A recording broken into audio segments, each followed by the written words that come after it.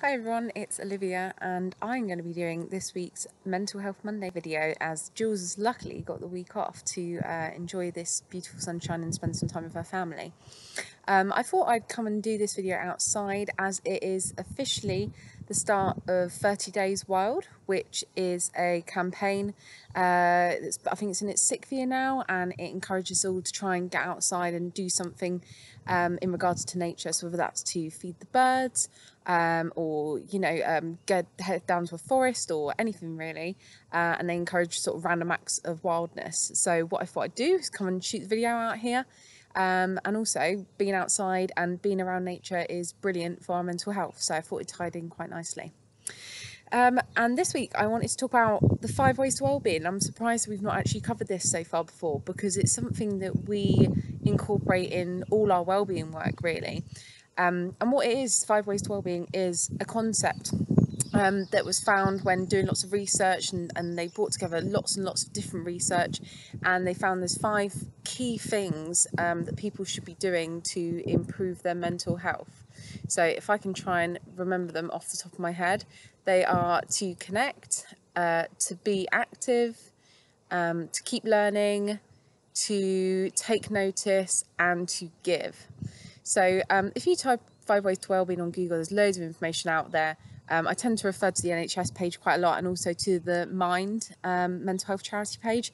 Lots of really helpful information on there. But I thought I'd just sort of talk a little bit around each of those points and about how they can be beneficial to our mental health. I think it's probably pretty obvious. So we'll start with connect.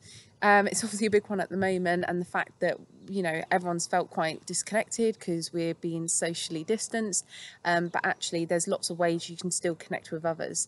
So if you've got family indoors, it could be to take time at the end of each day to spend time with your family. So maybe around meal times everyone gets together at the dinner table and talks about their day. I know it's probably going to be quite samey after 8 or 9 weeks of lockdown. It's a really nice time, a way to spend time together. It could be connecting with nature, like I am out in the wild today. It could be connecting with a family or friend that you haven't spoken to for a while, catch up with someone. It could be over social media, or on Skype or Teams. You could get together as a work group. So we're doing that actually tomorrow. No, not tomorrow, Wednesday. And we're having a couple of hours where we're going to do a pub quiz and have a little bit of a social get together, rather than us all getting together for work related reasons. So there's lots of ways that you can connect, and I'm sure you could probably think of some yourself. Put in the comments if you want your favourite ways to connect. But there's obviously a lot of research around the fact that having really good social connections helps you build a sense of belonging and self-worth. It gives you an opportunity to share positive experiences, and also get an emotional support of people, or providing it to others even, all really beneficial for our mental well-being. The next one, which is obviously a really important one for me, is to be active. So you can think about it, a lot of people tend to think about it as being physically active, which is obviously one of the most beneficial ways to improve your mental well-being. I've been making sure that I schedule my physical activity in the morning when I've got some energy to do it, and get it out of the way, and I feel so much better for doing it, and I feel much better for the rest of the day, whereas on the days that I don't, I feel much worse. And also it raises your self-esteem. And if you're setting yourself challenges, so a lot of people are doing things like capture 5k, or challenging themselves to get out riding their bike and things like that. It can be really beneficial for your mental well-being to actually achieve those goals and working towards them.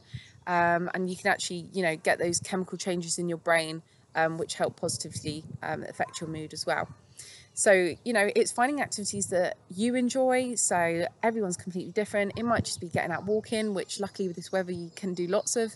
It could be swimming. The sea's nice and flat the next couple of days. You can get out for a wild swim. I do little circuits classes in the morning. You've got to find something that works for you, that you enjoy doing. And like I said, there's loads of resources out there. So there's like the Couch to 5k podcasts, or the app to help you try and get a bit more active. There's the NHS fitness suite, which has loads of different classes on there, from beginners all the way up to intermediate. So yeah, just being active in whatever way you can. Next we'll talk about keep learning. So I think there's quite a lot of ways that you can keep learning at the moment. There's lots of people out there sort of learning to bake and cook and sew and all those sorts of hobby type things. But there's also obviously a lot of opportunities out there online to learn new languages or learn a new skill. Or you could even try and learn off a colleague, do a little bit of shadowing, especially if it's something that you're not particularly confident in and you want to get a little bit more confident in.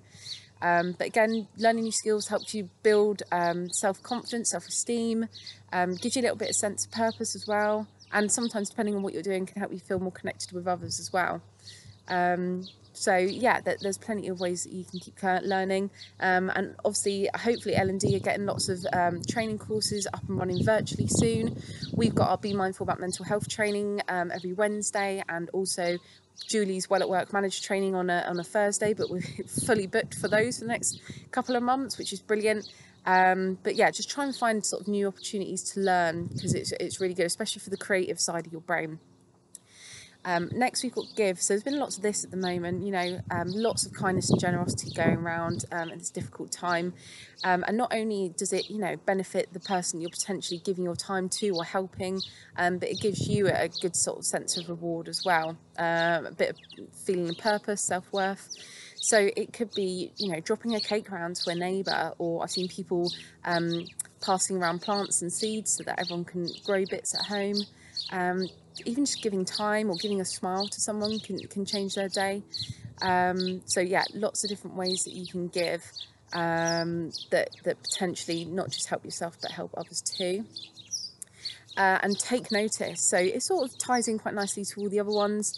And Jules, I know we'll talk about in this moment to talk about mindfulness, really important in regards to taking notice and paying attention to the present moment, being more aware in your current state rather than thinking about the past or the present, can sort of make you feel more grateful, can sort of lessen anxieties and worries, especially if you're tending to ruminate on regrets that you've got or worries about the future. So, even when you're out on a walk, when I'm out in the sunshine now, feeling that heat on myself, listening to the birds chirping away, just being in the moment and not thinking about what I'm having for dinner later or what I was doing this morning. And it's the same about, taking notice of others as well, not just yourself. But sometimes that can often be priorities, that you're putting so much attention into other people, especially if you're caring for children or parents, that you tend to forget about yourself. So pay attention to how you're feeling as well, whether that's physically, mentally, emotionally. It's really important. So you might have heard of those before, 5 ways to wellbeing. Hopefully they sort of make sense. They're pretty sort of common sense type ideas, really, nothing groundbreaking, but I think sometimes those sort of concepts just tend to pass us by. So I'm going to put some links in the description as to sort of ideas and sort of resources that you can access that will give you some more ideas as to how you can do those things more in your day-to-day lives. Put the comments below what your favourite things to do are that falls into one of those categories. But yeah, so hopefully that's been an interesting concept if you've not heard from it as well. So I hope you have a lovely, beautiful, sunny day, and I will see you all soon. Thanks, guys. Bye.